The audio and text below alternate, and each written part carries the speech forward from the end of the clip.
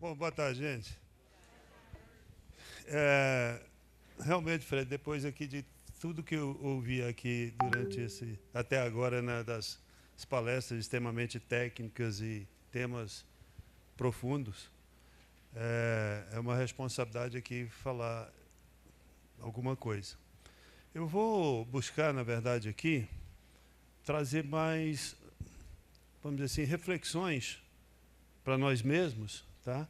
Do que propriamente, vamos dizer, apontar soluções, porque as soluções elas são inerentes a cada situação, enfim. Então, o que nos foi pedido para falar aqui foi a contabilização dos ativos garantidores. E como a gente viu aqui durante esses 2 dias, já no segundo dia, sempre falando dos formalismos e formalidades da contabilidade, né, os fundamentos, enfim. Mas do que nós estamos falando efetivamente enquanto estamos falando de ativos garantidores numa RPPS? Primeiro, o que é um RPPS? Do que nós estamos tratando? Eu sempre gosto disso, quando a gente vai tratar de determinado tema, a gente entender do que eu estou falando. Por que eu estou falando? Por que eu estou lá cuidando do RPPS? Né? Então, e aí, voltando aqui, já foi falado, ontem o Daniel falou, vários falaram aqui, da questão do princípio fundamental do RPPS, que é a questão do equilíbrio financeiro e atuarial. Né? De novo, sempre usando uma figurinha, nós podemos pensar o equilíbrio financeiro e atuarial, isso é um conceito que está trazido nas normas, né? Equilíbrio financeiro e atuarial, equivalência a valor presente, entre os compromissos totais assumidos pelo RPPS, calculados atuarialmente, e os recursos garantidores e as projeções dos ingressos futuros. Ou seja, um balanço atuarial. Então, nós estamos falando de perspectiva, compromissos assumidos e perspectivas de recursos garantidores ao longo de um determinado período. Então, não estamos falando de uma situação real, presente. Ela é dinâmica. Né? Então, quando você fala desse equilíbrio, você tem que pensar numa perspectiva de longo prazo. E traduzir isso numa linguagem contábil. É isso? Então, isso aqui pode ser representado, como já figurinhas que sempre representam isso, uma ideia de uma balança. Então, de um lado, você tem os compromissos medidos aqui pela avaliação atuarial, né, precificado no presente, e isso é o que traz a avaliação atuarial. Essa é a responsabilidade do atuário, da ciência atuarial. Precificar os compromissos, a partir dos métodos, das premissas, das hipóteses, enfim, tudo isso, né? Base de dados, legislação, uma série de componentes aí. E do outro lado, para equilibrar essa balança, tem que se buscar a fonte dos recursos. Num determinado momento, no regime que se busca numa ideia de capitalização dos recursos, num determinado momento você tem que ter recursos garantidores ou ativos reais, né, que já estejam presentes. A ideia é de que, se nós estamos hoje em 2025, tudo que ocorreu antes de 2025, em tese, você teria que ter os seus recursos garantidores aqui, em caixa, de alguma forma, dentro do seu regime de previdência. Mas esse equilíbrio, como aqui também são compromissos de longo prazo, uma expectativa de recursos garantidores vem do futuro, que são os ingressos futuros que vão ser aportados para o regime. E aí, falando em termos contábeis, vai estar representado lá na contabilidade como provisões matemáticas previdenciárias, que atuarialmente falando seria a reserva matemática previdenciária. É isso? Então, nós estamos falando de um sistema de previdência nessa perspectiva, considerando, portanto, aqui a fonte dos recursos, aí já numa linguagem contábil, que hoje, inclusive, foi falado aqui bastante, tem normas específicas que você codifica, inclusive, as fontes de recursos, e que vai ser dada uma destinação desses recursos, que é a aplicação, a utilização desses recursos. Então, nós estamos falando, portanto, de recursos vinculados. Ou seja, esses recursos somente podem ser utilizados para essa finalidade. Pagamento de benefícios. E o que mais? Poder pagar com os recursos previdenciários? Não pagamos taxa de administração, mas pagamos despesas administrativas por meio de uma rubrica chamada taxa de administração. Não é isso? Isso está lá no artigo 1º, inciso 3º da Lei 9.717. Né? Então, nós não pagamos taxa de administração. Os recursos previdenciários pagam despesa administrativa via taxa de administração. Então, quando estamos falando de taxa de administração, significa dizer que nós utilizamos recursos previdenciários para pagar despesas administrativas. E esses recursos da taxa de administração também compõem o equilíbrio do sistema, porque são recursos previdenciários. Ele tem que estar na avaliação. E isso tem que estar na contabilidade também. Tá? Mas esses recursos da taxa de administração não são recursos garantidores, embora seja ativo do RPPS. Enfim, então nós estamos pensando, falando aqui, por exemplo, partindo da ideia, do pressuposto que um regime próprio de previdência, ele funciona como uma seguradora. Qual é o objeto da seguradora? É a MPS.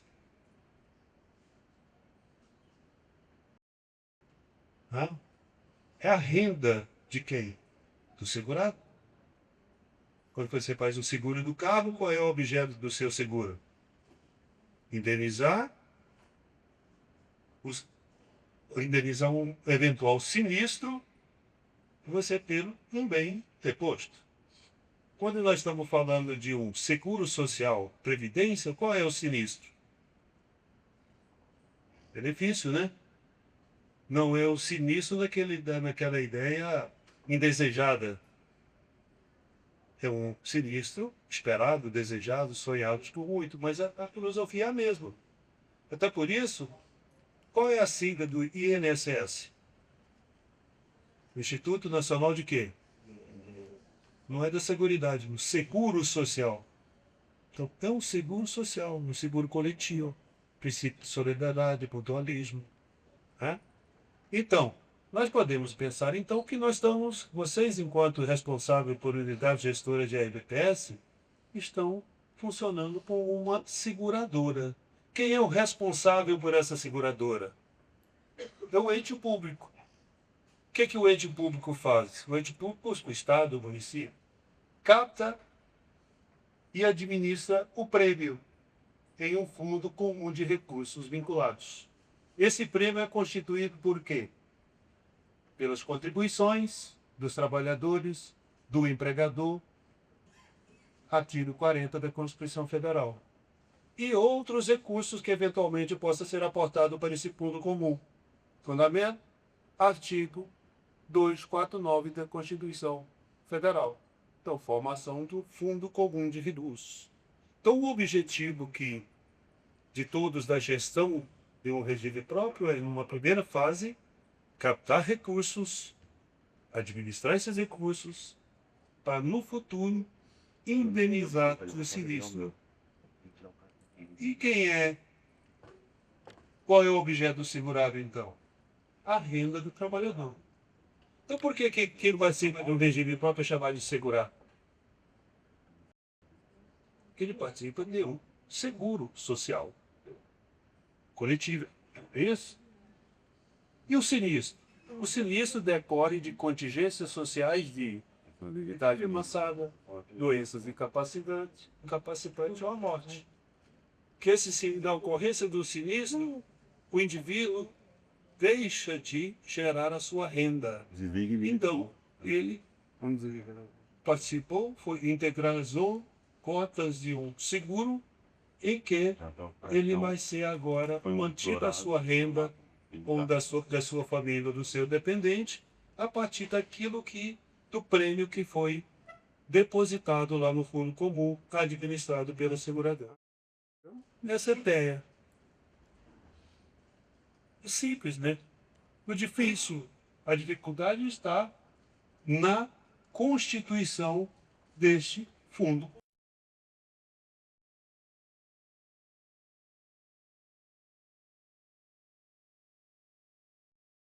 Aqui você entra no conceito do que é o equilíbrio atorial, do que é o equilíbrio financeiro, até o que o Daniel falou aqui, né? Mas sempre nessa perspectiva.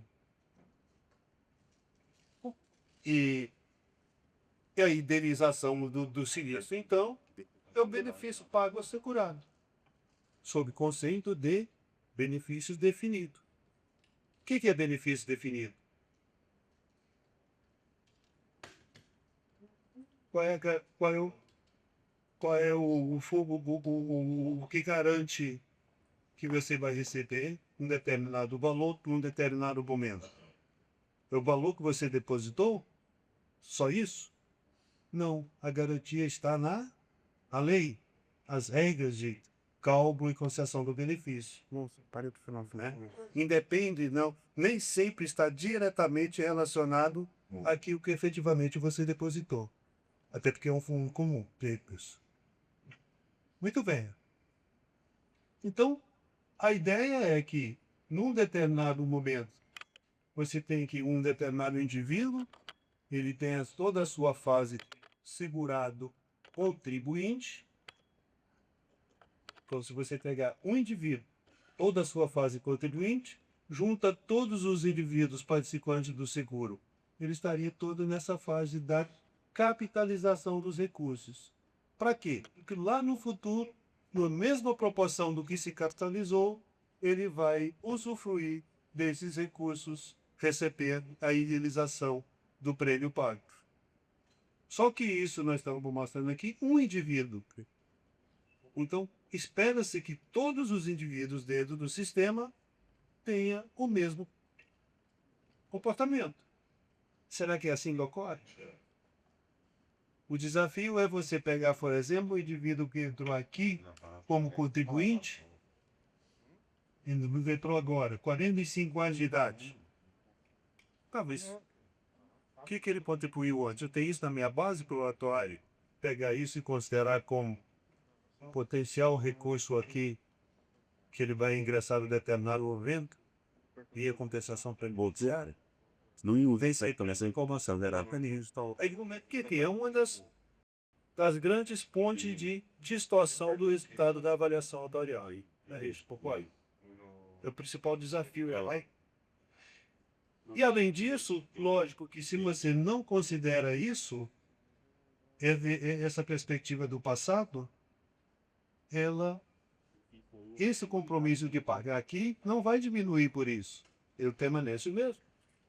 Então, isso acaba sendo um custo significativo maior para o responsável pela seguradora, pelo seguro social. Esse é um dos desafios. Estou falando tudo isso, mas depois eu não ia falar de contabilização de ativos durante flores? Sim, mas aqui. E aí nós vamos ver o que então que possa ser ativos durante todos, né? Imaginando a composição do fundo de recursos, quais são as fontes de recursos previstos na legislação segundo os conceitos dados? Vamos imaginar que você tem o ente federativo, lá o seu município. Dentro do município estão vocês, a seguradora RPPS, Fundo Comum Solidário Constituído, recursos vinculados, finalidade previdenciária. Como é que esse fundo comum ele é alimentado? Você tem as contribuições patronais, né, que vem do ente federativo. Vem aqui de dentro. Do próprio ente federativo. Vem para cá.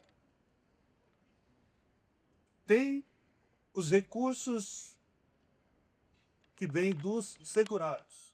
que os recursos do segurado estão fora do ente federativo? Vocês recebem de onde esse dinheiro? Quem é que passa o dinheiro para vocês? Né? O tesouro, mas esse dinheiro é do tesouro? Não. É do segurado, que o tesouro apenas arrecadou. Mas ele não é recurso do tesouro. Ele foi despesa com o pessoal no momento que integrou a folha de pagamentos. Então ele é de fora. Aí vem os conceitos de receita intra, ou transferências intra, que é uma questão muito importante para efeitos contábeis. Né? Também vocês recebem de quê? Compensação previdenciária, vem de fora. Ou vem da União, que é a maior volume do regime geral, ou pode vir de outros regimes próprios, também é de fora. Que, embora seja contabilizado como receita, efetivamente isso não é receita. Isso é um ressarcimento de despesa. Mas, contabilmente, é receita. É isso? Tem-se também que espera-se que venha recursos de onde? Do mercado. Mediante o quê? As aplicações dos recursos que vocês têm capitalizados. Aquele regime que não tem recurso capitalizado na formação do fundo comum previamente, ele perde a oportunidade de ter essa outra fonte de recursos. Então, acaba sendo um regime, um sistema, que fica muito mais oneroso para o ente federativo. Porque aquilo que poderia vir do mercado, ele não tem essa fonte de recurso. Então, isso é muito importante, os gestores públicos, especialmente o seu secretário de Fazenda, entender que pagar a contribuição previdenciária, ele está promovendo um maior conforto para os cofres do seu município, do seu estado, porque cria-se a oportunidade de uma fonte extra de recursos. E essa visão nem sempre ocorre. Né? O que pode ter ainda? Aporte de outros ativos, artigo 249 da Constituição Federal. Imóveis, recebíveis. Se bem que recebíveis financeiros, ele é aporte. Tem se usado aí muito na legislação, aqui no Estado de São Paulo mesmo, tem muitos exemplos de leis que autorizou a transferência, o aporte dos recursos retidos do imposto de renda na fonte. O que é isso? Isso é aporte financeiro. Nada mais do que isso. Apenas o ente federativo diz, eu vou pagar o aporte com esse recurso. O que isso pode ser bom para o RPPS? Porque o ente não tenha a desculpa de não ter o recurso para passar, porque ele já comprometeu passar aquele recurso. Qual é a dificuldade? É porque esse recurso não é líquido e certo, também do ponto de vista do valor. Se agora, por exemplo, vem uma revisão da tabela de imposto de renda, até R$5.000, isento até 7.000 com uma redução. Imagina quem tem isso na legislação, o impacto atuarial que vai ter isso. Né? Você cria uma perspectiva futura de um ingresso financeiro que ele vai ser frustrado. Então, gera-se um novo déficit por uma situação que você não tem governabilidade sobre ela, independe de você, independe do gestor. Vinculei os recebíveis da dívida ativa. Tá, mas qual é a política de cobrança da dívida ativa que o município está adotando? Está efetivamente recebendo? Eu tenho outros riscos inerentes aí que podem me comprometer o equilíbrio financeiro atuarial. Mas isso é aporte financeiro, não é outra coisa. Contabilmente, eu tenho que contabilizar como aporte. Contabilização de ativo garantidor. E aporte, quando eu faço o aporte, o que eu tenho que cumprir? Artigo 19, inciso 6, a linha C da LRF, combinada com o artigo 55 da portaria 1467. dinheiro administrado separadamente em conta bancária específica e sem utilizar por 5 anos. Então, dinheiro de imposto de renda, de recebível de dívida ativa, tem que ficar capitalizado por 5 anos. Sob pena de quê? De o Tribunal de Contas considerar isso como transferência financeira e, portanto, implicar no limite de despesa com o pessoal. Tá? Então, quando nós estamos falando de contabilização, de gestão dos ativos garantidores, de gestão de RPPS, nós temos que preocupar também com os impactos fiscais do nosso processo de gestão. Nem sempre a melhor solução de equilíbrio financeiro e atuarial para o município, do ponto de vista financeiro, é a melhor solução do ponto de vista fiscal, que pode ter implicações e inviabilizar a aplicação daquela solução. E podemos ter também outras fontes de receita, de ingresso aqui. Digamos, eu tive aportes de imóveis, por exemplo, e esses imóveis estão alugados. Um exemplo simples. Vamos dizer que eu tenho um imóvel alugado para próprio ente federativo, lá para uma secretaria, enfim, uma outra órgão do município está utilizando, eu tenho ingresso de recursos vindo do próprio ente pagando o aluguel. Agora, eu posso ter imóvel, por exemplo, alugado para terceiros, privado. Ele vem de fora. Então, são as diversas possibilidades de ingresso dentro de um regime próprio. Não temos outras. Conceitualmente, não temos outra possibilidade de ingresso para a constituição do fundo comum. Mas tem outros recursos que transitam por aqui. Tá, então, esses recursos eles vão ser usados para quê? Para pagar benefícios, para compor a taxa de administração, que vai pagar as despesas administrativas.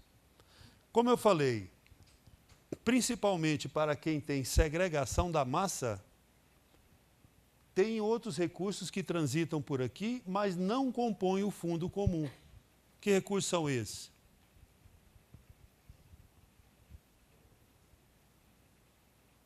Fechou a folha de pagamento lá do RPPS, do fundo em repartição. Faltou dinheiro, o que é que vocês fazem? Chora, né? Ofício lá para a secretária de Fazenda, para algum lugar. Olha, me manda aí tanto para eu pagar. Interessa para vocês de onde ele vai tirar esse dinheiro? Não. Qual fonte que ele vai usar lá? Problema dele. Você vai receber extra-orçamentariamente, não compõe o seu orçamento. Embora lá na contabilidade hoje, desde 2024, está transferência como uma conta intra, para quem é contador sabe o que eu estou falando, né? Intra-orçamentos. Mas ela não é receita orçamentária, é uma transferência financeira. E isso não deduz do limite de despesa com o pessoal, no pagamento do benefício. Então, nem sempre a segregação da massa, do ponto de vista fiscal, é uma solução adequada para determinado município. Não existe receita de bolo. Quem é atuário sabe disso. Cada caso tem que ser estudado como o caso. Tem os princípios, os fundamentos, aquilo que a legislação permite, mas ela tem que ser adequada à realidade de cada um. Né? Então, esses recursos, eles entram também, eles saem do ente federativo, transitam por aqui, apenas transitam e pagam benefício, mas não integra o Fundo Comum de Recursos Previdenciários. Tudo bem até aí? Concordam com tudo que eu falei até agora?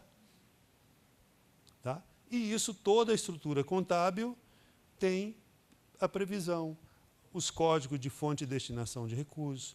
Por exemplo, contribuição, quer seja normal ou suplementar, elemento de despesa lá no ente federativo, qual é? 13, não é isso? Aporte financeiro, qual é o elemento de despesa? 97. Portaria STN-SOF 163. E isso é muito importante, essa classificação contábil desse ativo. Por quê? Porque na consolidação das contas para fins de cálculo dos limites de despesa com o pessoal, por exemplo, esse código é fundamental. Às vezes, eu já vi Tribunal de Contas apontar, por exemplo, um determinado município fez lá um aporte, como fosse aporte para cobertura de déficit atuarial, elemento de despesa 97, e não guardou o dinheiro por 5 anos, usou antes. Qual foi a leitura que o Tribunal de Contas fez? Burla contábil. Me disse que ia fazer uma... Disse pela legislação, pela prática da transferência do recurso como aporte e usou como transferência. Responsabilidade do ordenador de despesa, ou seja, de quem deu causa àquilo lá. Pode ser responsabilizado. Tá? Então, a contabilidade, gente, como foi falado hoje aqui pelo Alexandre, salvo engano, olha, o gestor, o ato do gestor não está adequado à lei. Agora, o contador tem que registrar conforme ocorreu. Isso é responsabilidade do contador. E depois, quem deu causa ao desvio, que se explique. Mas o contador não pode desviar daquilo que efetivamente do fato. Ele registra atos e fatos. Concorda, Fred? É isso? Até eu brinco. Por isso nós somos contadores. A gente conta tudo. É o fofoqueiro. Não esconde nada. Não. Então que não deve. Não deve para depender de quem, né? Tudo deve ser contado, registrado segundo a técnica e as normas de contabilidade. Não é isso? Então, é isso que... Então, pensem nisso aqui para a gente falar daqui a pouco do que efetivamente é recurso garantidor, o que é um ativo meramente contábil. Tá? Então, é isso. Aquilo que compõe o Fundo Comum de Recursos Previdenciários, quase tudo, nem tudo, é recurso garantidor, do ponto de vista do conceito que está trazido pela legislação, embora tudo possa ser ativo do RPPS.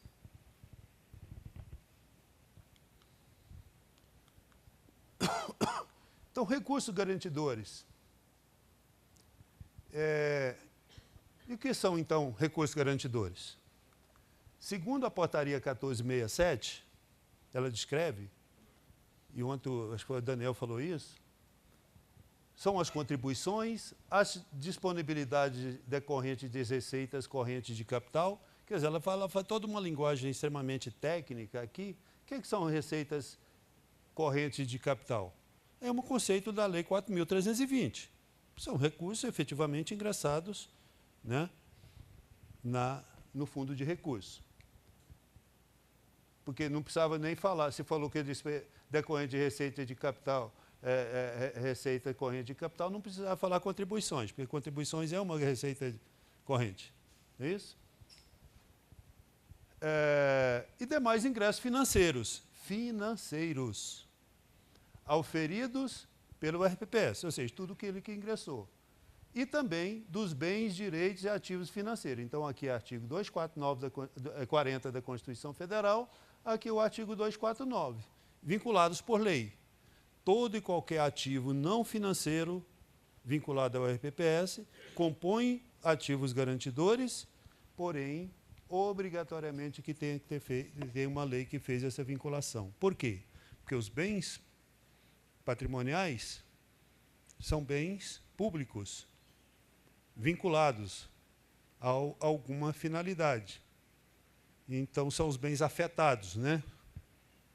Eles têm que ser, a lei tem que fazer a desafetação daquele bem, tirar de bens de domínio, dominiais da população como geral e vincular uma finalidade.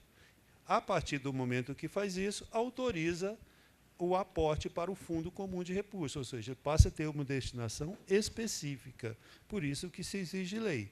Então, só é possível considerar ativo garantidor quando efetivamente foi feito mediante lei autorizativa e cumpriu todos os processos de transferência para o Fundo Comum de Recursos, tanto do ponto de vista cartorial, de registro e contábil. Está lá o artigo 63 da Portaria 1467, descreve passo a passo o que tem que ser feito. E daí, esses bens, uma vez aportados para o Fundo Comum, gera-se uma obrigação do gestor de RPPS fazer o quê? Gerir esses bens, porque eles também estão comprometidos, inclusive, com a meta atuarial. Por quê? Qual é a finalidade desses bens, desses ativos? Pagar benefício. Em algum momento, eles vai ter que ser dado disponibilidade financeira. Eles vão ter que são disponíveis para liquidez. Eles têm que ser transformados em dinheiro em algum momento. Ele pode ter uma fase de geração de renda, mas, teoricamente, em algum momento, ele vai ter que virar dinheiro. Então, ele tem que ser bens disponíveis. Não é isso?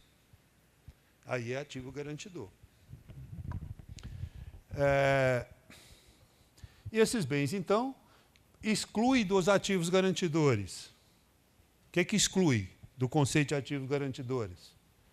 Os recursos destinados a despesas administrativas, olha só, são ativos contábeis, que está lá no ativo do RPPS, mas não são garantidores, embora sejam recursos previdenciários. Por quê? Porque eles não estão vinculados a pagamento de benefício. Está vinculado a quê? Pagar a despesa administrativa.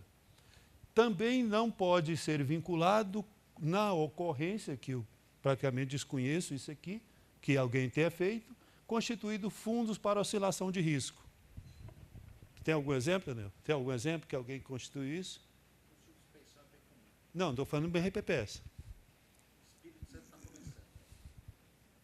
Faz de conta que sim. Vou acreditar. Eu sei, eu conheço.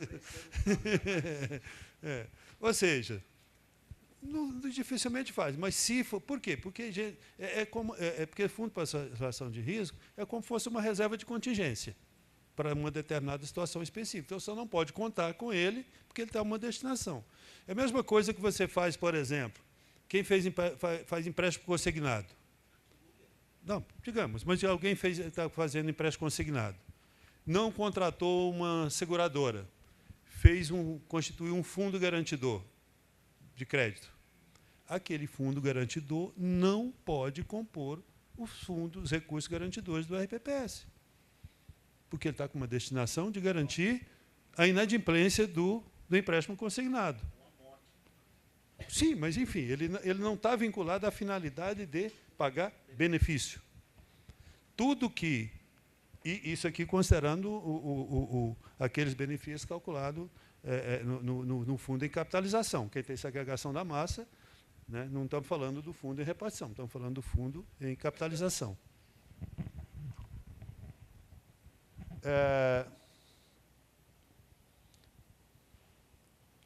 E os benefícios calculados também, que é uma... Não faz, né, e os valores das provisões para pagamento dos benefícios avaliados em regime de repartição de taxa de cobertura, que são aqueles benefícios não programados, né? A aposentadoria por incapacidade, né? Pensão por morte. Então, você tem que calcular isso separadamente, com outros métodos, né? Nesse método, repartição de capitais de cobertura. Então, os recursos, as provisões que estão vinculadas a isso, também não compõem o conceito de ativo garantidor. A maioria dos regimes não faz essas classificações. Quando o atuário pede lá, me dá aí seus ativos garantidores para fazer a avaliação. Você vai lá no DAI, pega o saldo que tem lá e manda para o atuário. Não é assim mais ou menos que acontece? Não está certo. Não está certo. Tá? Tem que separar tudo.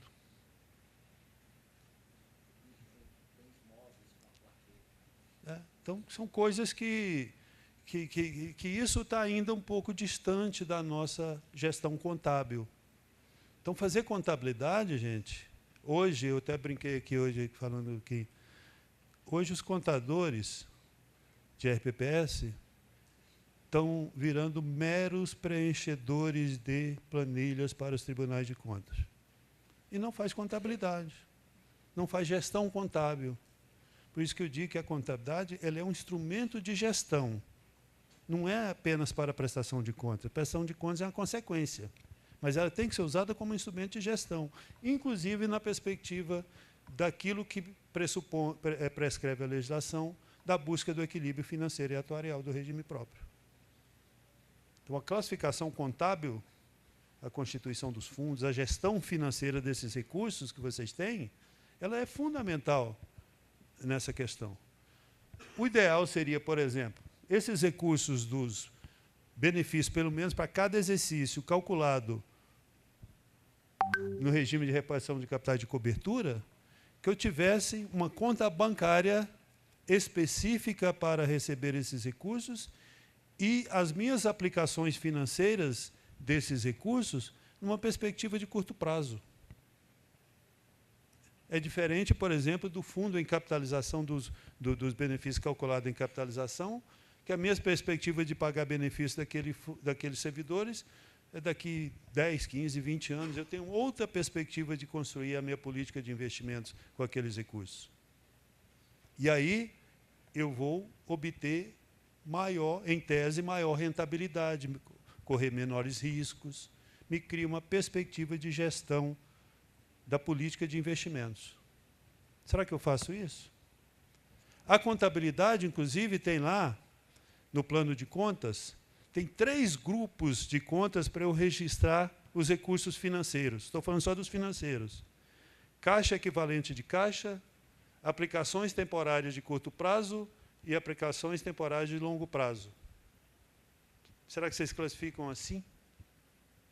Será que vocês estão fazendo a contabilidade dos seus ativos garantidores financeiros em estreita compatibilidade com o gestor dos recursos financeiros, seguindo a política de investimento, segregando por tipo, por destinação dos recursos da perspectiva disso?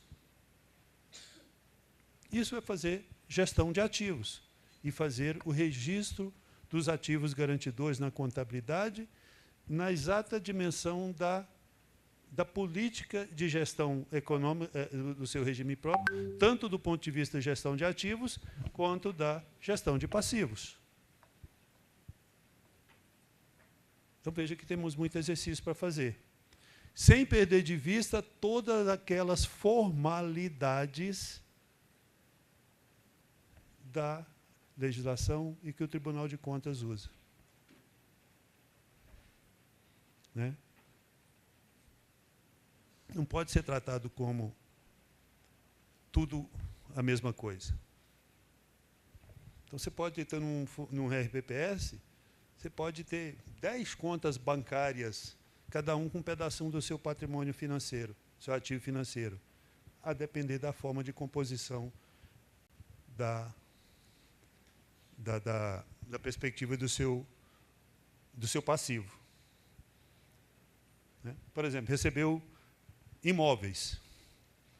Esses imóveis, em tese, você vai colocar esses imóveis numa perspectiva de um fundo garantidor de benefício que você vai pagar a longo prazo, porque você vai ter que fazer essa gestão imobiliária até transformar isso em dinheiro. Você não tem disponibilidade imediata.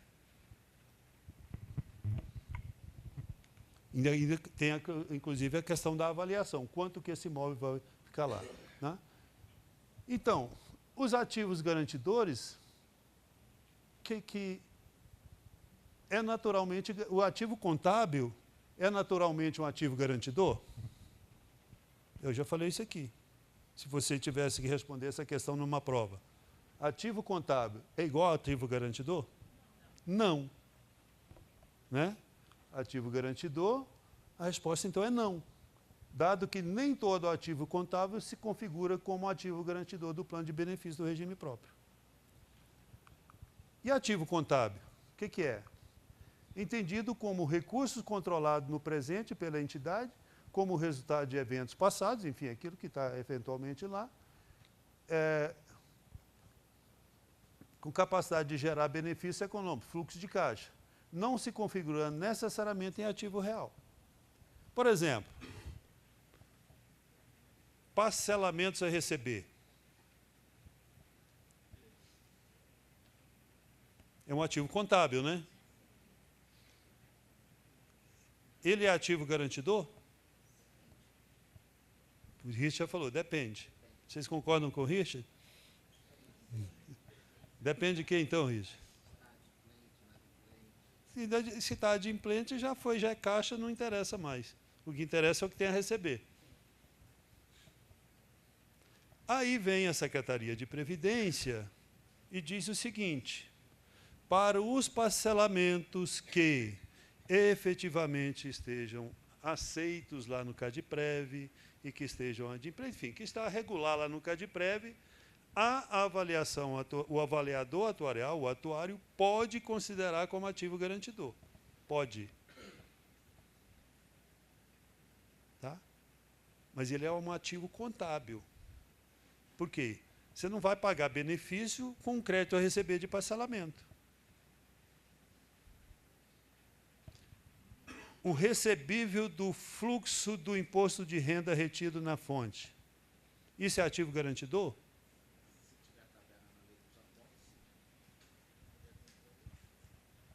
É uma perspectiva.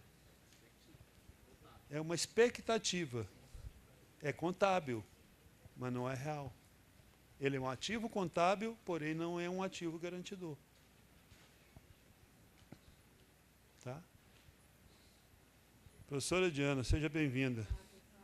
Agora eu não vou falar besteira mais, viu, gente? Porque senão ela me pega. É que a gente gosta de discutir.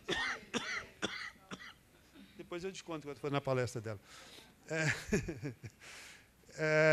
Tá, então, ele devendo ser reconhecido nas demonstrações, na certeza da entrada de benefício ou recurso, desde que mensurável monetariamente, como, por exemplo, no IPPS.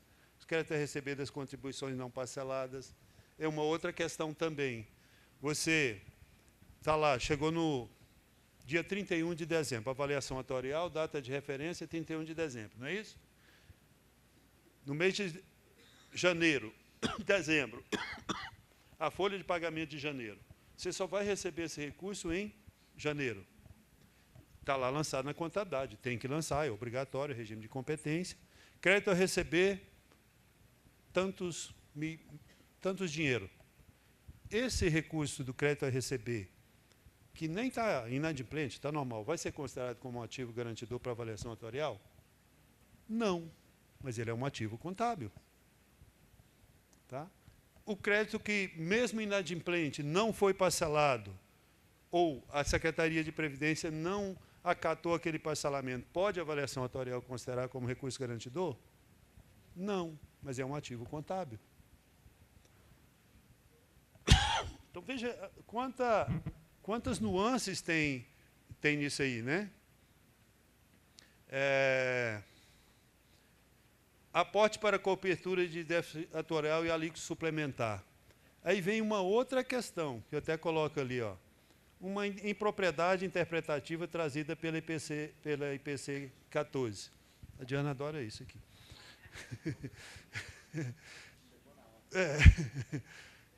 Que a partir de 2023, a STN disse que os valores calculados atuarialmente a valor presente, decorrentes dos aportes financeiros para a cobertura de déficit atuarial, inclusive se for de imposto de renda, enfim, e o da alíquota suplementar, contabilmente tem que ser considerado como crédito a receber. É um ativo contábil. Mas isso é ativo garantidor? Não. Qual é o risco que tem aí de não ser ativo garantidor? Não receber. Então, ele é um ativo contingente. Você tem um ativo contábil, mas eu não posso considerar na avaliação atuarial. Como é que o atuário considera isso, então, para diminuir lá na provisão matemática previdenciária? Na avaliação atuarial, ele vai considerar como uma redutora, como se fosse uma redutora do passivo, como era antes, para efeito de cálculo. Mas, contabilmente, vai se registrar como crédito a receber, não como redutora de passivo. Por exemplo, a alíquota, os valores calculados atuarialmente da contribuição normal. ela é crédito a receber? Contabilmente? Não. Ela é redutora de passivo. A insuficiência financeira do plano de repartição, obrigação tesouro, ela é redutora lá na provisão matemática. Ela pode ser considerada, então, no RPPS como crédito a receber? Pelo total da perspectiva de insuficiência financeira? Não. Na contabilidade, ela do RPPS não deve ser considerada como crédito a receber e tampouco no ente federativo como obrigação a pagar. Embora tenha uns probleminhas aí que já está surgindo por conta da mudança lá que o MCASP colocou lá como uma transferência financeira sendo intra, está dando uma série de interpretações aí que está dando uma série de problemas nos balanços. Muitas vezes por exigência equivocada do Tribunal de Contas. Tá? Não foram esses os fundamentos para a criação dessas contas. Então, veja que a contabilidade ela vem não apenas em relação ao processo de convergência aos padrões internacionais, que a Diana vai falar na próxima palestra aqui, basicamente isso, ela vai se passando por processos de adequações. E essas adequações nem sempre elas nem sempre atendem à lógica das coisas. Foi como eu falei ontem aqui foi na palestra do Daniel, né? Quando se consolida, lá falando da NBCT-SP 15, na avaliação atuarial feita com base... Quando se consolida, não tem como seguir aquelas regras lá. A contabilidade do ente do RPPS é consolidada no ente. Elas são autônomas, elas não são independentes. Elas são individualizadas, mas não são independentes. Elas são todas consolidadas, e vocês sabem disso. Então, tem uma série de questões aí que ainda os formuladores da legislação e as interpretações dessas normas devem ser ainda aprimoradas e unificadas, homogeneizadas as interpretações. E tudo isso cai no colo de vocês contadores, de vocês gestores, principalmente, porque vem o Tribunal de Contas, não, porque a norma lá, como eu falei até aqui hoje, no município aqui, que eu me lembro agora, Sertãozinho está aqui ainda? Tem alguém aqui ainda? Não? Uns anos atrás, o Tribunal de Contas apontou lá, explicar por que não contabilizou a avaliação atuarial segundo o item, acho que é 59, da NBCT SP15, que tinha que ser o método PUC. Tá? Enfim.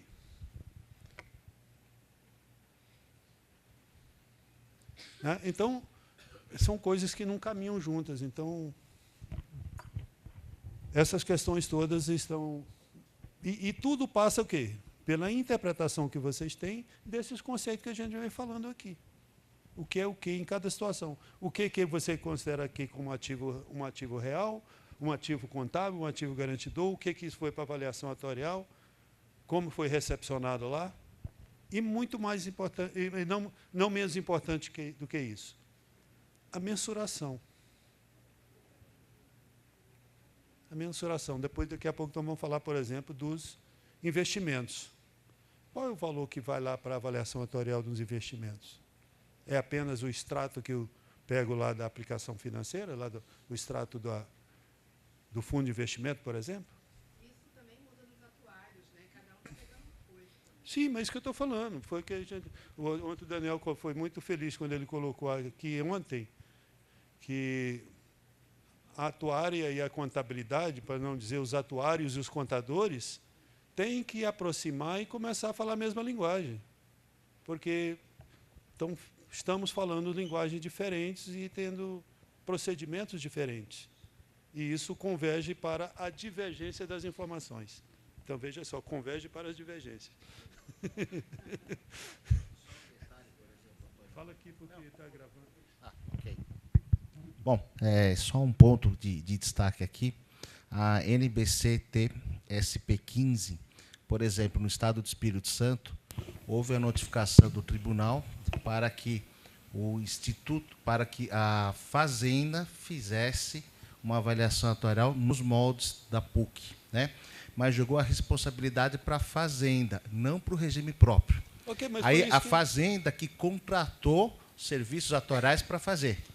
Então, só queria dar essa, que mesmo eles interpretaram que não é uma obrigação do regime próprio. Não, mas é isso que diz, isso, foi o que o Daniel falou ontem aqui, ele explicou a diferença entre, né, a aplicação das regras da NPC TSP 15 e das regras da Previdência. Elas não se convergem, em alguns não se convergem. Até aí tudo bem. Agora, foi o que a gente falou lá.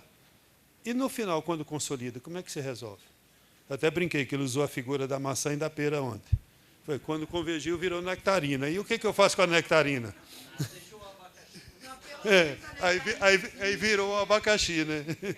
Deixou para você. Pois é, aí ele jogou o abacaxi para os contadores. Agora vocês se virem. Exatamente. Mas não rola assim, gente. Então, vem lá. Óleo e água, 2 encanamentos.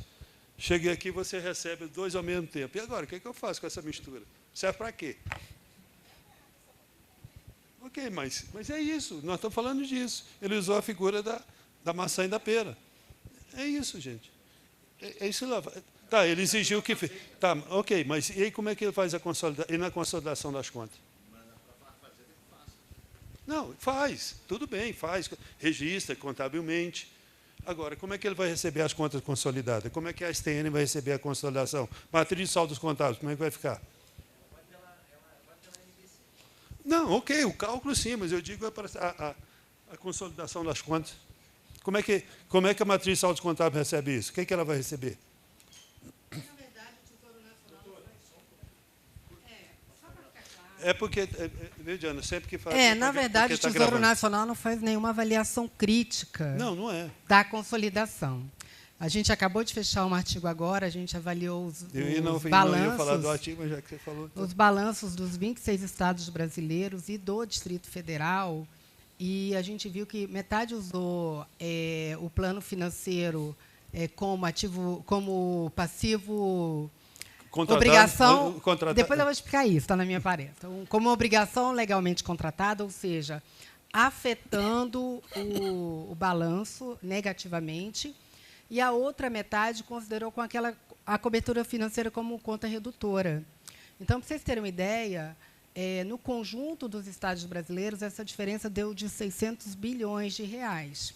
Então, se todo mundo tivesse considerado o plano financeiro como um passivo atuarial, jogando agora a cobertura com conta de PL, que é o que ficou, né, depois dessa confusão, eu ainda tenho 600 bilhões que foram contabilizados de forma diferente. O Tesouro só somou quem mandou e ele não separou quem mandou de um jeito e quem mandou do outro. Então, nós temos, pelo menos, dentro do balanço de contas nacionais do Brasil, 600 bilhões de fora. Só que a gente está discutindo, afinal, qual é o certo?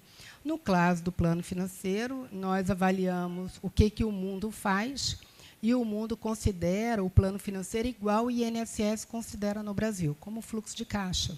Então, não deveria impactar o passivo. Essa é a leitura do que o resto do mundo faz. Aí, qual é a nossa lógica? A gente está afetando, inclusive, as estatísticas nacionais. Por quê? Porque a gente está colocando dentro do balanço valores que outros países não colocam. E aí a gente já não está muito bom na fita, a gente está ficando um pouco pior. A gente coloca, alguns colocam, né, no balanço aquilo que outros países não colocam e outros entes do próprio país não colocam. Quer dizer, vira uma coisa de maluco, não vira nem nectarina, cara. Não tem classificação. Tá. Então, nós estamos falando aqui apenas uma interpretação conceitual da questão da insuficiência financeira. Mas se a gente for discutir a questão de aplicação da EPCT SP15 e as normas da Previdência, aí a coisa degringola para outros caminhos, inclusive. Desculpa, mas você vai poder fazer isso na minha? É porque eu estou Vocês terem preocupado uma com o ideia, tempo, o passivo viu, Diana? atuarial do Estado Gasta muito meu do tempo, não, Acre senão ficou maior do que o passivo atuarial do Estado do Rio de Janeiro. Só para vocês terem uma ideia. Porque o Estado do Rio de Janeiro não adotou o que o tribunal mandou, no caso do Estado do Acre, fazer. Então, isso faz sentido para alguém? Não faz, né? Então, é só para dar o spoiler do nosso artigo. Tá? Então, nós estamos num processo de amadurecimento. E depois eu vou falar aqui que saiu dia 4 agora uma nova portaria da STN fazendo algumas alterações no PECAS para 2025, não é nem para 2026, e vai trazer algum problema ainda de interpretação, especificamente em relação à cobertura da insuficiência financeira. Mas eu já olhei algumas coisas e até trouxe para cá. Deixa eu só aproveitar aqui a oportunidade. E essa confusão que a Diana comentou agora também tem respaldado nos atuários. Porque a gente acaba mudando o método por imposição dos tribunais de contas. Né? Então, essa confusão, esse conceito, como ficou dentro de uma portaria, normas de contabilização e normas de gestão, a confusão ela também foi dada na área atuarial. Sim. Certo, Richard? Sim. Então, o que acontece? Tem atuário adotando o método PUC porque entende que é um cálculo só. E a gente mostrou ontem que existem 2 cálculos. Sim. E deixamos bem claro, viu, Diana, que a responsabilidade é dos contadores do registro. Né? Os atuários, eles calculam. Ele não quis assumir o abacaxi. Quer dizer, a questão do método... Viu, Daniel? Viu, Daniel e demais? A questão do método não é o mais agravante, não é mais grave disso. Tá? Porque você pode usar, se for apenas o método que você usar como método de gestão, tudo bem. A questão é quando você aplica NBCTSP na essência, aí é por isso que eu falei, que não isso aqui que é a questão do registro contábil do passivo, em razão da segregação da massa, da insuficiência financeira, é uma implicação. Se for entrar nessa outra seara da questão total da aplicação da NBCT-SB 15, aí a coisa vai ser mais... Agora, quando o Tribunal de Contas exige isso, como é que ele vai resolver essa questão quando ele receber lá as contas consolidadas? Eu não sei.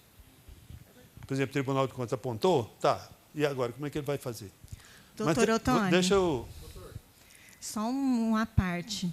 A minha avaliação atuarial desse ano, de 31 de 2 de 2024, eu recebi com 2 formas de contabilização, excluindo as contas que o Tesouro excluiu nas provisões lá, causando um impacto negativo no passivo, e com as contas que o Tribunal de Contas do Estado de São Paulo não excluiu. O que você vai fazer? Jogar para cima para que separar, você contabiliza? Não tem. Eu vou salvar o que o Daniel falou, o problema é seu, do contador. Eu vou salvar... O jeito é salvar o endereço do CAPES no GPS, né? Aí PC 14, bota lá, coloca aqui, faz nota explicativa, mas não é isso, não é disso que a gente está falando. Quando está falando de um balanço, gente, o cara vai pegar um banco, a gente vai fazer uma operação de crédito internacional, vai pegar o balanço, ele vai ficar correndo, entender essas... Tá, até explicar que focinho de porco não é tomada.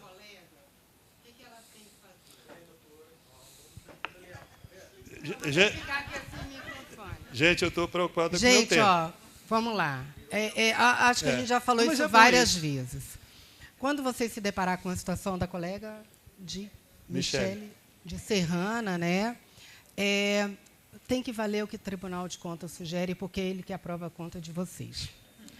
E aí, não se preocupe com a consolidação, porque o Tesouro mesmo não está vendo, ele só está somando.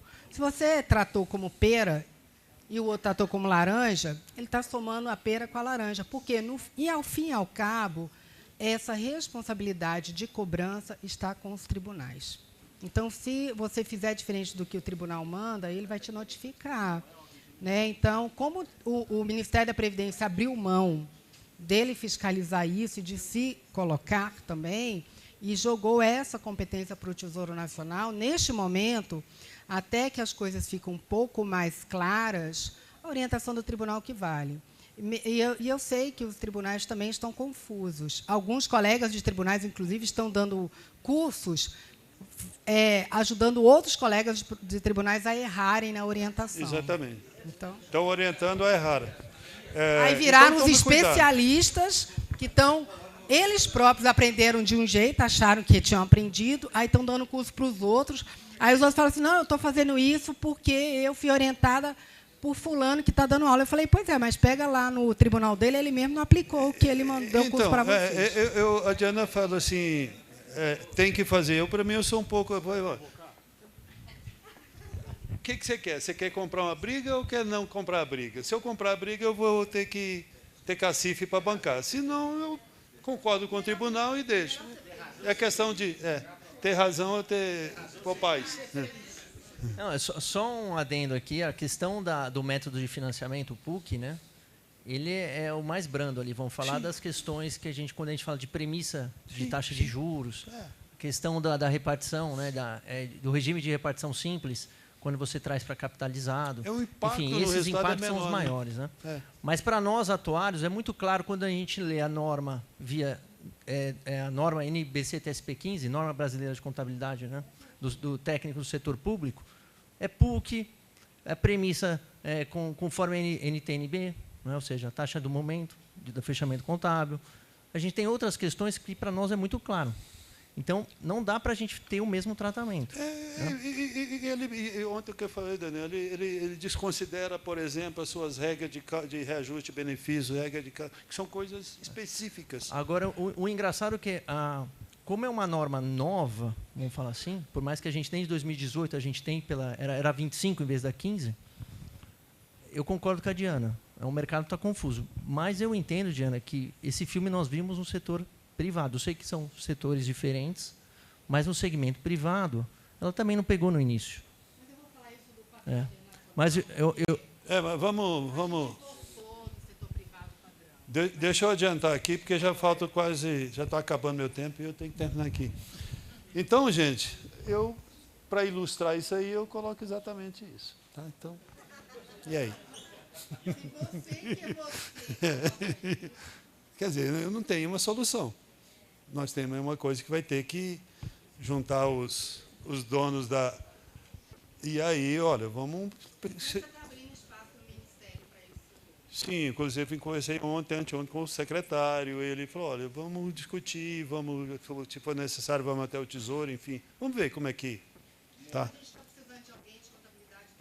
Não vai ter. Tá? Então, vamos lá.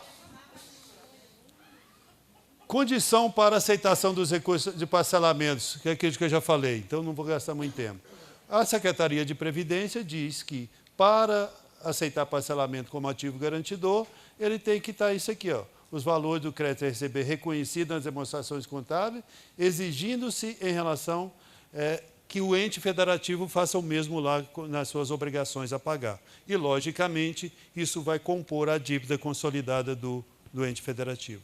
Da mesma forma, os aportes financeiros e a alíquota suplementar. Ele vai ter implicação na dívida consolidada. Então, por isso que eu digo aqui, olha, a melhor solução para equacionamento do déficit atuarial, ele tem várias implicações, isso está na mão de vocês atuarem e ajudar ele a descascar essa, aí não é uma pera, nem essa laranja, ou esse abacaxi. Por quê?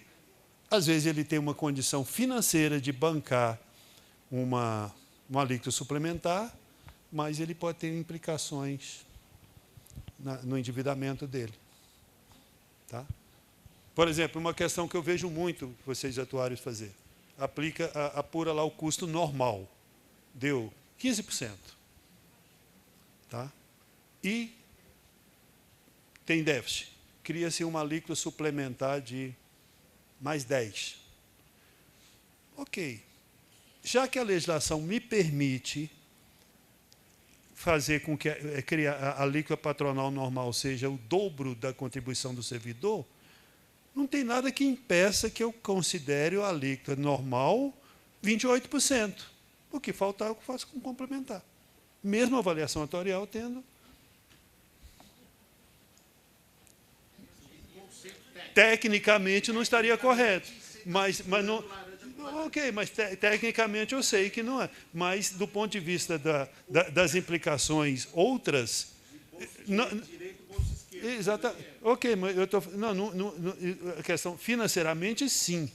Mas ela tem outras implicações, inclusive de ordem fiscal. Tá? Então, por isso que eu digo que, olha, são algumas coisas que o bom senso tem que funcionar nessa hora para você encontrar uma solução para aquele seu contratante, seu cliente. Ah, mas tecnicamente eu vou estar agredindo.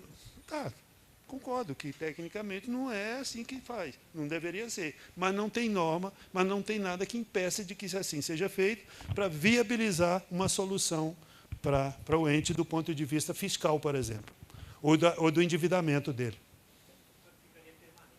Fica permanente. Até porque diminui também, porque o custo da lei suplementar ela tem um prazo. A normal é de eterno, então...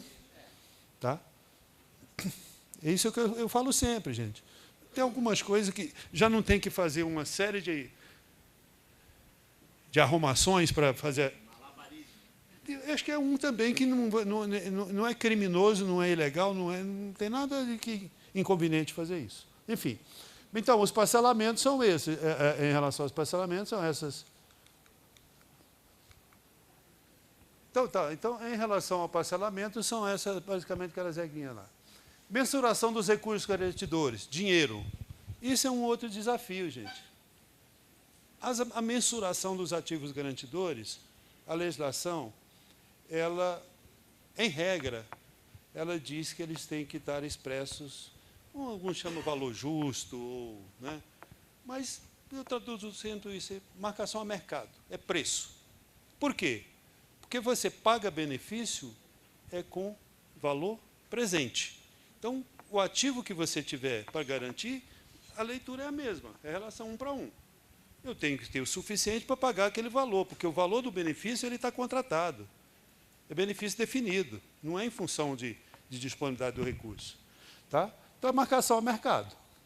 E a legislação diz que, contabilmente, esses recursos têm que estar, no mínimo, mensalmente atualizados pelo preço, pelo valor de mercado. Ou seja, embora que, para fins do ativo contábil, permita que você, determinadas aplicações em título de Tesouro Nacional, por exemplo, você fazer a marcação na curva do papel.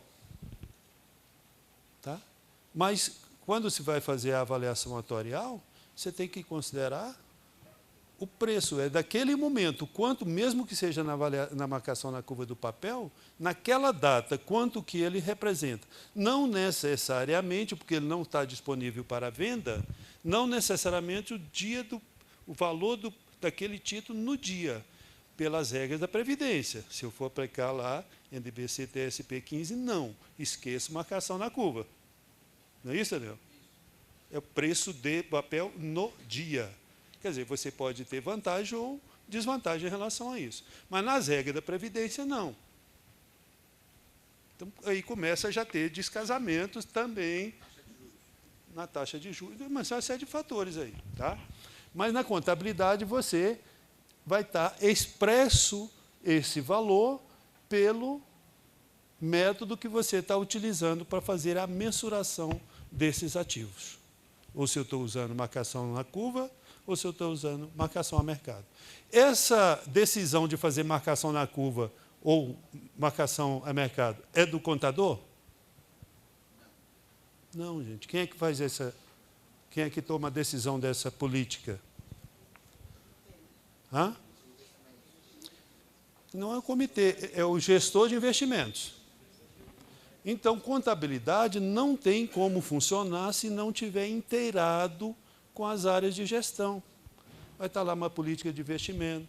E isso, inclusive, vai me levar a fazer a classificação dessas aplicações, se é caixa equivalente de caixa, se é lá no grupo 11.4 ou se é no grupo um 2 alguma coisa, curto ou longo prazo. Eu posso ter título público no curto prazo e no longo prazo, a depender da política de investimento. Eu posso ter um fundo de investimento em renda fixa, por exemplo, de curto prazo e de longo prazo. Classificação contábil. Não estamos falando de mensuração. A que valor? Aquilo que tiver, segundo a metodologia utilizada. Tá? E aí vem as regrinhas ali para que eu posso considerar marcação na curva do papel. Por exemplo, aí é gestão. Demonstração de forma inequívoca. O que é inequívoca? Eu não posso ter dúvida, eu tenho que ter certeza de que eu vou carregar aquele título até o vencimento. Aí eu posso fazer marcação na curva. E tem regrinhas lá, se eu quiser mudar um método eu não posso mudar no mesmo exercício, eu tenho que justificar, tem uma série de fatores para mudar a política de investimento em relação a fazer marcação na curva ou não.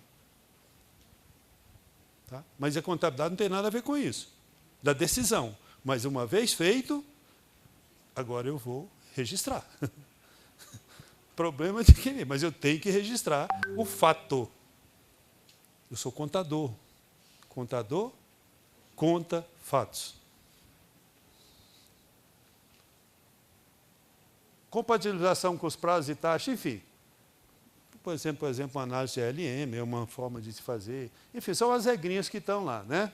Classificação contábil e controle separados dos ativos disponíveis para negociação.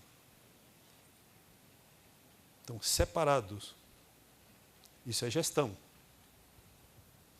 Contabilidade faz o registro, que é a partir da contabilidade que se faz os controles. Obrigatoriedade da divulgação das informações relativas aos ativos, transparência. É isso? A classificação e mensuração dos ativos imprecisas e ou dissociada da gestão comprometem a transparência e a governança previdenciária e da entidade do RPPS. Comprometem. Então, normalmente, contadores, né, Fred? Chega lá na sala de manhã, vai lá só lá no cantinho, senta lá, ninguém nem leva um cafezinho, nem vê que ele existe. Não conversa com ele. Aí depois, quando dá ruim, isso foi contabilidade. Pelo amor de Deus, né, gente? O contador tem que estar inteirado de tudo. Porque é ele que conta, é ele que consolida as informações numa linguagem técnica contábil. Quando não tem o contador, culpa o atuário. Mas o atuário não está lá no dia a dia. Mas o atuário não está lá no dia a dia. Mas no dia a dia é o contador, ele que está lá. Então, a marcação ao mercado, aqui eu só coloco, não vou entrar muito nesse detalhe. Hã? Não. Não. Não. Não, ela sempre ser separado. Tá?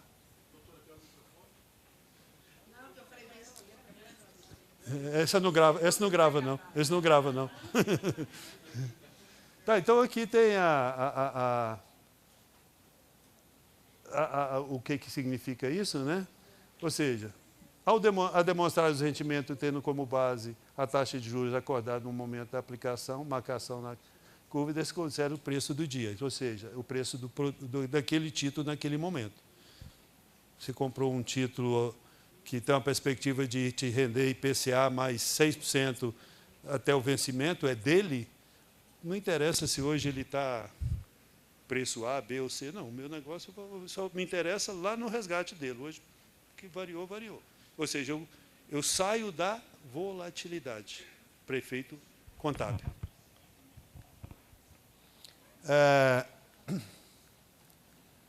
Então, só uma figura bem simples, muito simples, do comportamento de uma marcação na curva da marcação no papel, de marcação ao mercado é isso. Enquanto uma marcação na curva, eu tenho uma tendência de curva retilínea, marcação a mercado, eu tenho uma tendência de curva que ela, a depender do momento que eu estou fazendo o registro do preço desse ativo, ele pode estar num preço acima da linha, né, acima da curva, ou abaixo da curva. Então, aqui eu tenho a chamada volatilidade.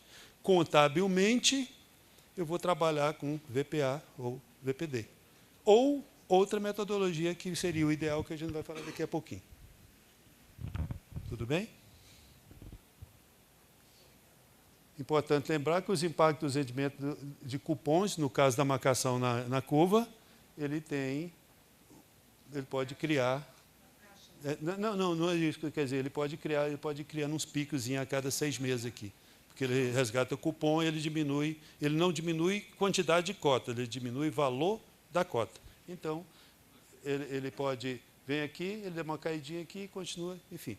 Tá? Por isso que eu falei, ele tem uma tendência de ser uma curva retilínea. Na verdade, não é tão retilínea assim. E esse dinheiro do cupom que eu resgato, isso é receita orçamentária. E hoje, enquanto não for aprovada a PEC 66, é base de cálculo para o PASEP. Se ela for aprovada conforme está até agora.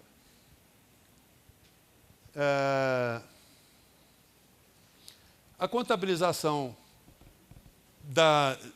dos investimentos. Investimento é operação de risco. O que eu posso fazer e deveria fazer na contabilidade? Registrar o risco, precificar o risco e registrar previamente. Eu fiz uma aplicação, apliquei num fundo de renda fixa, pode ser. São N riscos inerentes a uma aplicação financeira, né? Qual é o risco que eu tenho de perder a aplicação?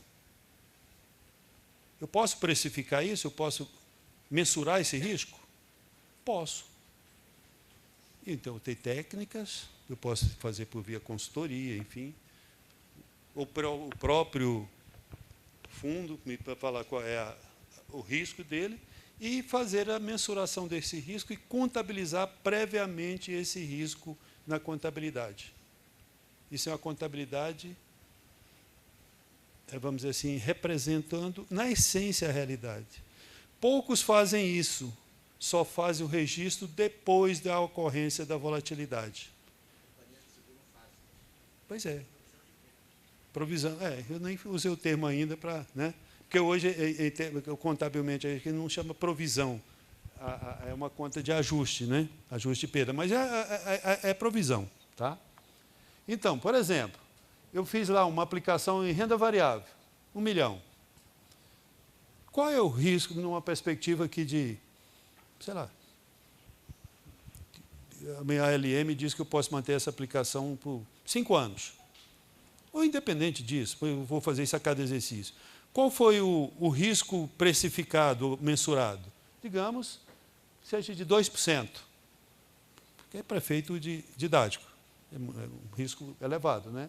Então, o que eu vou fazer na contabilidade? Eu vou registrar lá, fundo de investimento em renda variável 1 milhão, uma conta redutora chamada ajuste de perdas e aplicações temporárias de 20 mil.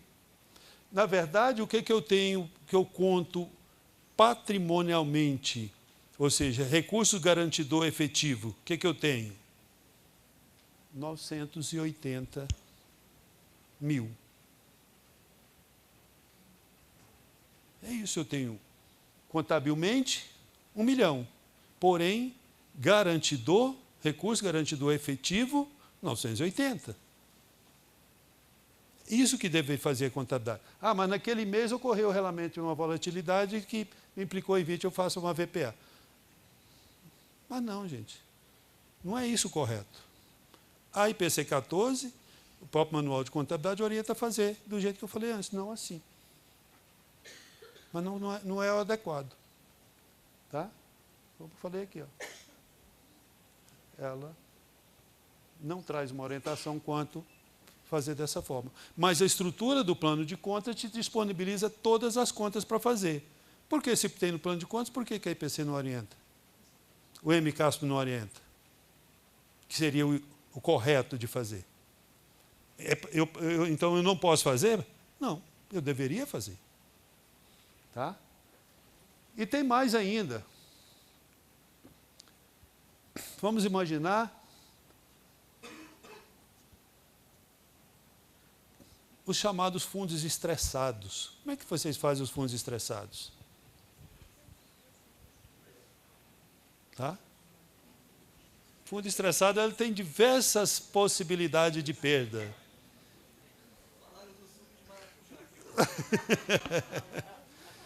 Então, contadores, eu tenho que representar essa situação na contabilidade. E o plano de contas me dá lá, ó, contas para registrar riscos por perdas de ativos por recuperabilidade.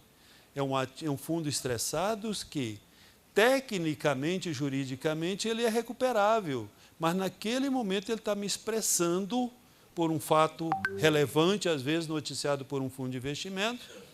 Olha, você aplicou 1 milhão lá, hoje, você for resgatar, você só tira de lá 700. Os 300, você tem que registrar, isso é obrigatório, tá? Registrar na contabilidade estes 300 de ativo em recuperabilidade, nessa conta redutora chamada... Por exemplo, nesse caso que eu falei aqui, como falou, no mercado, na atividade privada, fala em teste de impairment, de deteriorização de ativo. Aqui é a mesma coisa. Tá? Então, é um ativo que ficou deteriorado, lá, que comumente chama fundo estressado, neste caso aqui, de 300 mil num fundo de 1 milhão. O que eu vou fazer na contabilidade? Vou registrar fundo de investimentos 1 milhão, redução ao valor recuperável 300 e ainda o ajuste para a perda, de agora, considerando aqueles 2% lá, sobre os 700 que faltou. Então, eu tenho 2 contas redutoras nesse ativo. Se a ele ainda ficou, porque tem fundo que está estressado 100%. Então, a conta redutora é exatamente igual o valor da aplicação. For fazer a avaliação atuarial. Como é que eu informei lá no DAI? Eu informei do DAI 1 milhão. Eu peguei o resultado, o saldo do DAI, passei para o atuário e falei avaliação atuarial, considerando que eu tinha 1 milhão. Eu tenho 1 milhão? Isso é ativo garantidor? Não. Então, a minha avaliação atuarial está comprometida por um mero procedimento contábil inadequado.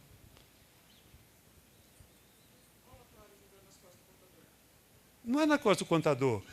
Não, mas nesse caso é, porque o contador tem que registrar isso. Mas o contador tem que registrar isso. Agora, o gestor financeiro tem que te dizer isso. Ele tem que te trazer informação. Um fundo de investimento, por exemplo, obrigatoriamente ele tem que publicar um documento chamado fato relevante. Isso tudo, onde é que você vai dizer isso, por que você fez?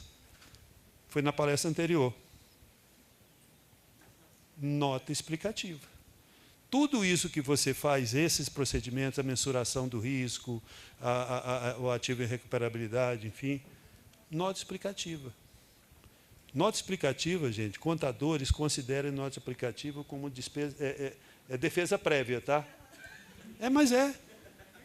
Por que você... Não, eu fiz assim porque o raciocínio foi esse. Bom, quem vai julgar lá? Bom, você pode até achar que está errado, mas eu fiz foi assim, o raciocínio foi esse.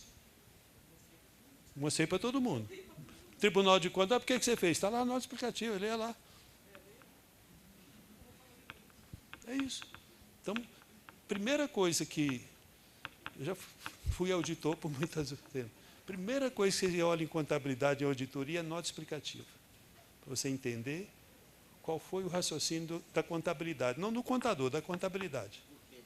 Por quê? Por que ele fez aquilo? Não necessariamente é erro, é uma forma de fazer. Contabilidade ela é dinâmica, ela te permite fazer várias situações, várias formas. Não é isso?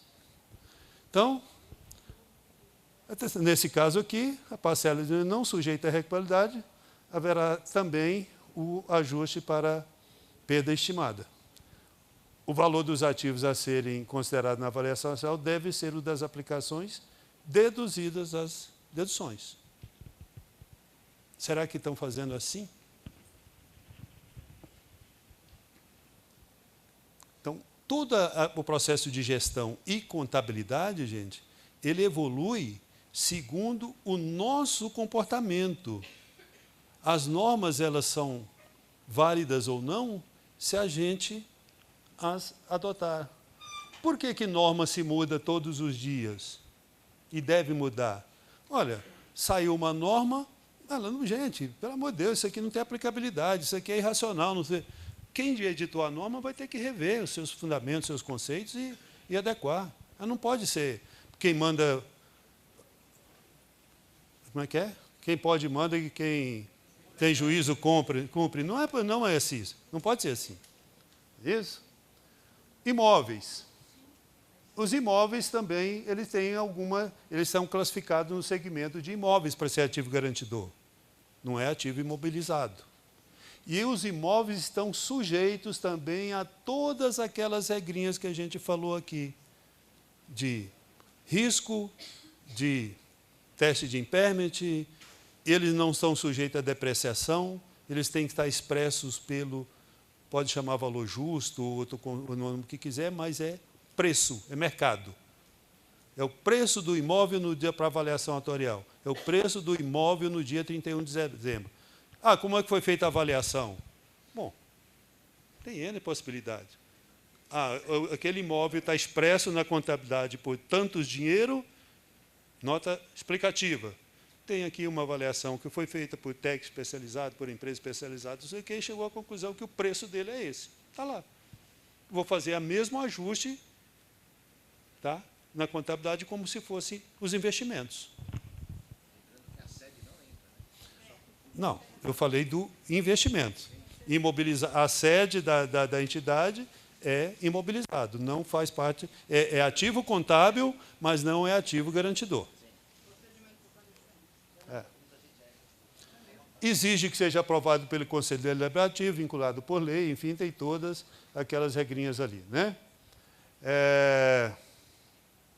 Está aqui. Os bens e direitos ativos poderão, observada a regulamentação e o previsto na CM, pode ser utilizado para integralização de cotas de investimentos. Aí já é outra coisa, que é você integralizar os imóveis para constituir fundos imobiliários, por exemplo. Mas aí já são outros procedimentos. Uma vez integralizado, você deixa de ter imóveis. Agora eu tenho cota de fundo imobiliário. Aí já entra na outra configuração. Mas aí tem todo um processo de gestão dos imóveis. É outra figura. Não vamos entrar em tanto esse detalhe. E as provisões matemáticas, ou reserva matemática ou passivo atuarial, né, que corresponde o valor presente dos encargos, compromissos em um determinado benefício já concedido ou a conceder, enfim, tá? Que separe benefícios concedidos ou a conceder, apenas uma classificação na contabilidade e também na avaliação atuarial, as provisões matemáticas são separadas, e na contabilidade também vai ser separada. E mais, para quem tem segregação da massa, duplica as contas, porque as mesmas contas que tem para o fundo em capitalização, tem para o fundo em repartição. Não vamos entrar também em muitos detalhes aqui. E isso seria mais ou menos em relação à aplicação da formulazinha aqui da provisão matemática, né? Lembrando que, aqui, só está falando aqui das contribuições, mas a formulazinha, mas as contribuições, mas tem outros componentes dos ativos garantidores que não são apenas contribuições, né? E aí, para finalizar, saiu anteontem, portaria 172, de 4 de agosto de 2025. Alguém já viu? Essa portaria aqui, ela trouxe o PCASP atualizado, surpresa, tá? Nunca ocorreu isso, para aplicação já a partir de 2025. Conversei com o Heriberto hoje, e não é isso mesmo, Antônio. O que eu ia falar? É isso aí. Tá? Embora quando você entra lá no link da própria portaria, que leva para esse lá do Tesouro, está lá, PCASP 2026. Eu falei, tá, Heriberto, mas é 2025, mas o arquivo lá está dizendo que é 26. Eu vou ver isso. A resposta dele está aqui no meu celular, que alguém quiser ver, eu mostro. Tá? Então, é isso, gente. E ela trouxe algumas inovações que eu não sei ainda como é que vai, o que é que vai significar isso. Tá? De novo, Né? E aí? É o que tem para hoje, tá? Por exemplo, algumas novidades. Ela trouxe lá agora umas contas redutoras para juros e encargos a apropriar sobre empréstimos, sobre encargos a apropriar sobre financiamentos a receber, enfim. Cobertura, conta de ativo, cobertura de insuficiência financeira do regime de capitalização. Crédito a receber, 11.3. Aportes mensais pré-estabelecidos para cobertura de déficit atuarial a receber. Essas aqui também são contas novas. E uma conta redutora, encargos financeiros a apropriar de aportes mensais. Eu não sei o que são esses encargos a apropriar em nenhuma situação. Vamos ter que entender ainda o que significa isso. Mas é para 2025. Seus sistemas, nenhum está adequado para isso. Você gostou, né? Não? Tá bom. Rendimentos de investimentos temporários prefixados a apropriar. O que são esses rendimentos a apropriar? Hã? Não sei, eu não sei ainda, gente. Eu confesso que eu pensei em um monte de coisa e não consegui concluir. Tá? Tá, mas está lá. E é para 2025, tá? Então, Tony, só volta rapidinho lá, que eu vou mandar para o pessoal aqui do TCE de São Paulo. Para eles dar não executoriedade, tá? tá certo? Então, gente, já me caçaram o tempo há muito tempo e eu fiz de conta que não vi, mas eu vi. Então, eu agradeço a vocês, tem meus contatos, tá? Lembrando que, embora nós já tenhamos comprometido que vamos atualizar o livro, ele não foi atualizado ainda, mas continua ali à disposição.